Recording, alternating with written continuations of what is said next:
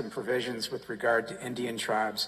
Things did not come clear until Chief Justice John Marshall, who you all know from writing Marbury versus Madison. You probably read it in your high school civics class.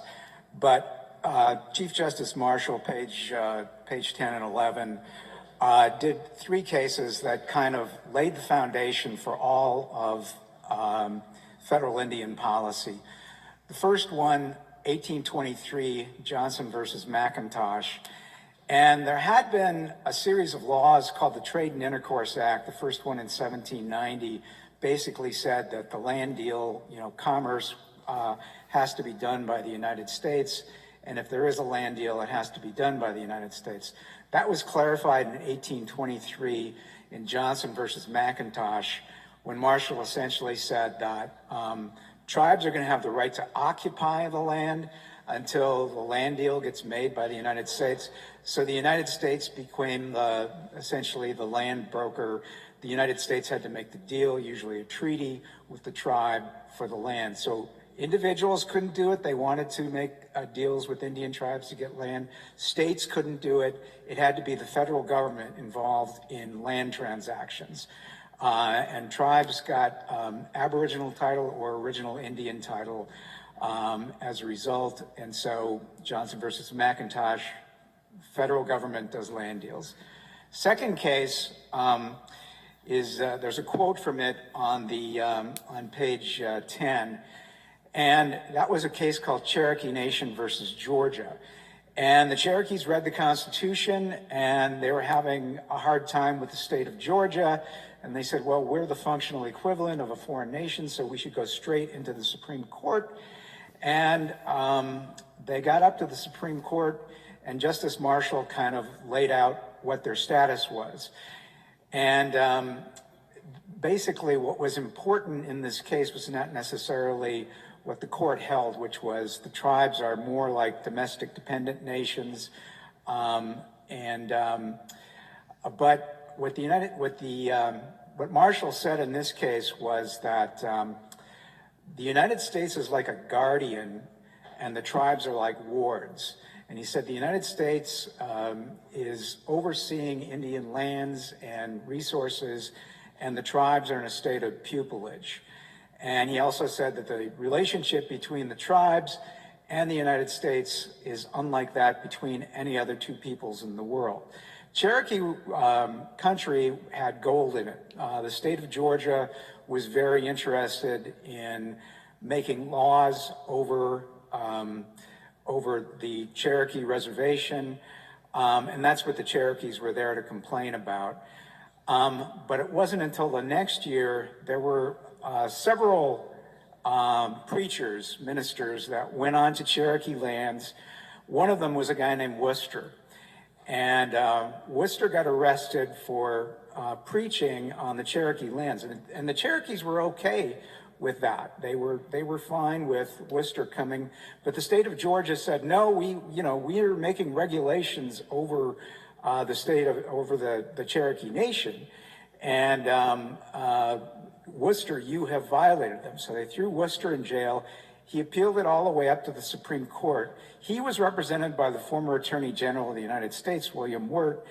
Georgia didn't show up. And so then Marshall really let them have it. And for your purposes, this is probably the most important case we're going to talk about today. But what Marshall said in this case was, the laws of Georgia shall have no force on Cherokee lands. And that means the laws of Minnesota shall have no force on Indian lands. And so that's why when you walk onto a reservation, you're on a completely different jurisdiction.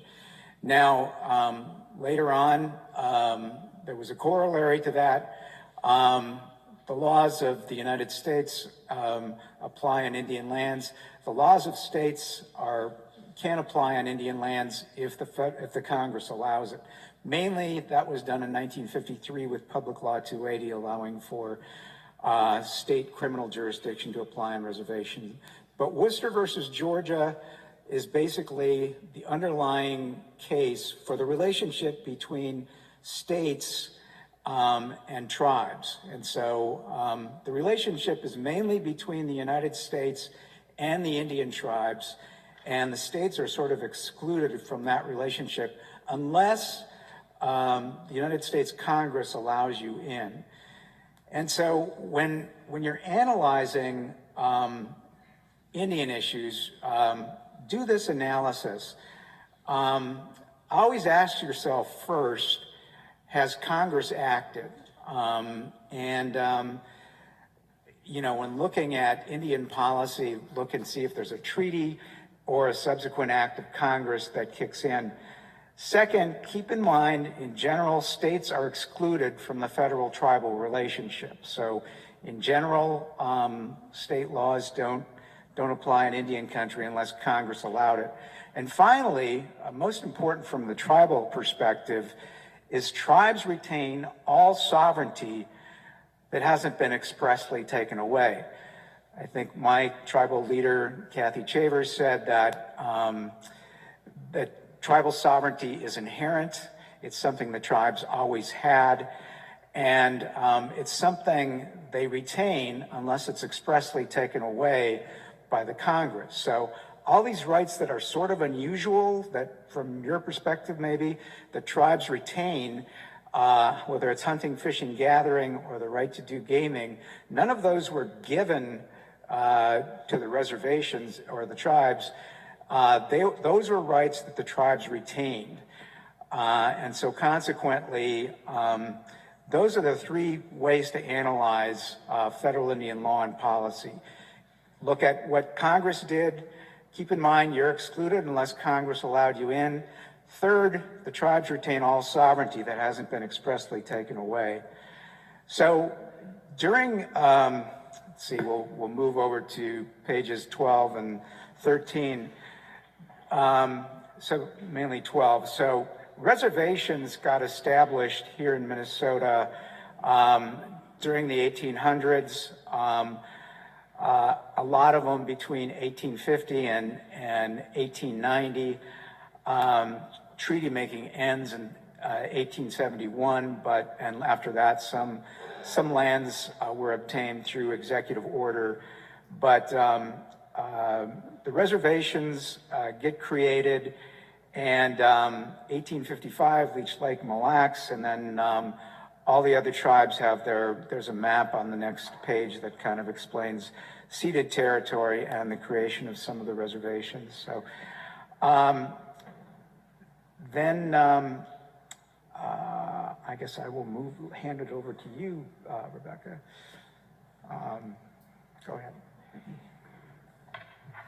So now we're in the allotment and assimilation era. So allotment was the policy that wanted to turn Indians into farmers. They said reservations hold all this land in common, and rather than letting them hold land in common, they need to assimilate into the general population. And one of the ways they were going to do that was to essentially give the heads of households a chunk of land and the tools necessary to be able to farm. So in Minnesota, there were a couple of reservations that, mainly Red Lake, that avoided allotment. They were able to continue to hold their lands in common. Most of the reservations in Minnesota have what we call checkerboarding because of allotment. Allotment came in, it distributed lands to individual households, and then opened it up for settlement. So that's one of the reasons we don't have contiguous lands on many of the reservations here. One of the other assimilation tactics that went along with allotment was boarding schools. And many of the tribal leaders this morning in their introductions talked about the impact of boarding schools on Native people. And that impact is still real today. The boarding schools there were actually 16 of them in Minnesota, but the boarding school period was a long period. I think the last school closed in Minnesota in the 1960s. And those schools, the goal of them was to kill the Indian and save the man. They took kids from families, they wouldn't allow them to speak their language, they wiped away their tribal identities. Both my grandparents went to boarding school.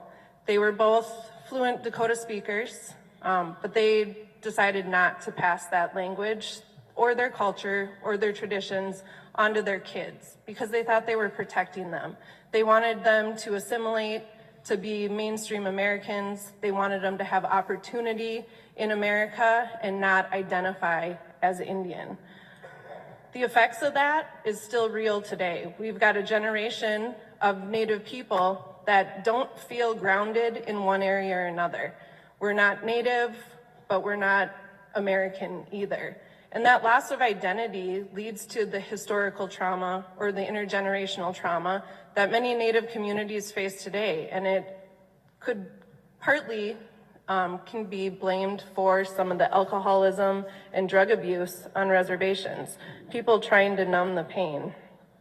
That loss of identity has been really hard for our people, but our communities, as I said earlier, are resilient, and they're making a comeback. They're reviving their traditions, they're practicing their culture, they're learning their languages. I'm really proud of a lot of our communities who have amazing language immersion programs. So our children are speaking our languages again. And that's so important because language is an important part of culture. And Native Americans are a political class and not a racial class. And part of that distinction is having our own culture and tradition that's distinct from everybody else.